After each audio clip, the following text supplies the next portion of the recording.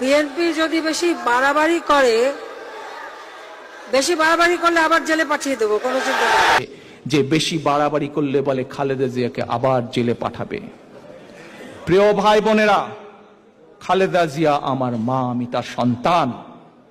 আজ শেখ হাসিনা যেই কথা বলেছে খালেদা জিয়াকে জেলে পাঠাবে, আজ আপনাদের সামনে এবং সোশ্যাল মিডিয়ার মাধ্যমে যারা সংযুক্ত আছেন প্রতিটি মানুষের কাছে আমি শুধু একটি কথা বলবো, শেখ হাসিনার এই জবাব আমি দেব না।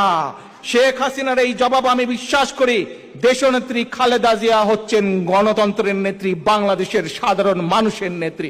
কাজেই হাসিনার এই কথার জবাব বাংলাদেশের মানুষ তাকে দেবে। এই জবাব আমি দেব না, এই জবাব আমি দেব না। খালেদা জিয়া মানুষের নেত্রী, মানুষ এই জবাব দেবে।